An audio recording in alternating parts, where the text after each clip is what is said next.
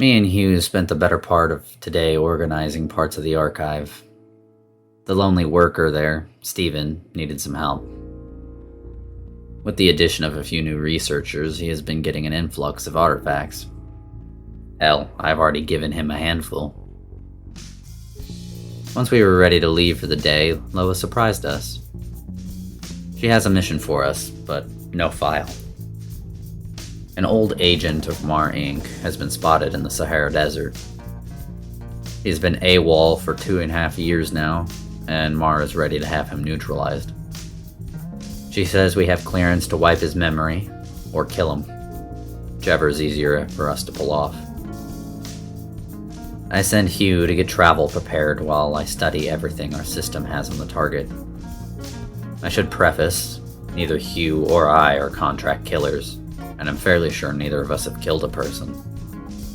I just hope we get a chance to wipe his memory.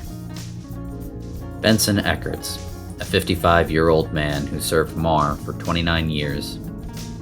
He has more monster kills in his record than he does captures. 2,560 kills, 784 captured. Honestly, I haven't seen too many people with these numbers of kills or captures. I tell Hugh everything I know as we take a jet to our destination. Once there, we take a jeep with enough cargo to go through the desert twice. After a full day of searching, we come up with nothing. We spend the night in the jeep and continue in the morning. Starting early in the morning worked in our favor, as we spotted Benson shortly after getting up. I had to get a game plan ready, and fast. I'm not becoming a killer if I don't have to, so I want to try and compromise with him.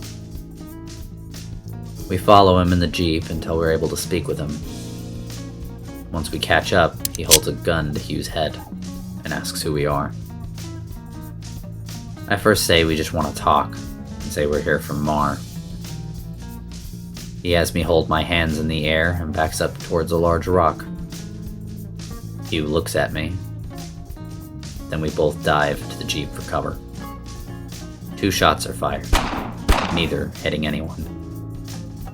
I yell out, saying we only want to talk. I tell him we don't have any weapons and have no interest in hurting him.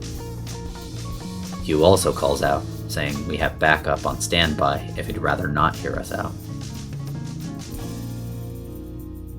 Hugh looks out, and his head pops just out of cover. And it's when I watch as a bullet goes straight through his face. I stare in awe for a moment. Why is this guy so defensive we can't even talk? Reynolds didn't have to die here. This was unnecessary. I want to break down and warn him, but I'm still in danger myself. I do everything I can to hold myself together. Then, I ask him why he hates Mar so much. He says as long as I stay behind the jeep, he will tell me. I sit down next to a tire and tell him to go ahead. Just before he quit, he fell in love. A nice woman dedicated to her small bakery shop. Unfortunately, it was taken over by an anomaly. This anomaly possessed his wife. He tried to expel the anomaly without killing his wife, but it took too long, and the anomaly had the wife kill herself in front of Benson. Ever since, he has been tracking it down. Mar wanted him to move on, and has tried wiping his memory so he forgets his wife and keeps working for them.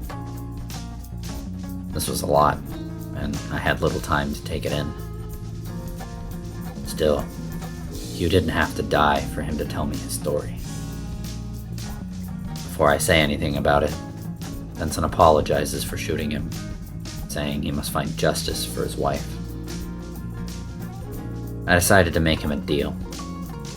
I'd tell Mar he had his memory wiped, but he'd owe me one. I'd come to collect the debt one day. He grudgingly agrees. I contemplate shooting him before he leaves, but that wouldn't do anything to help the situation.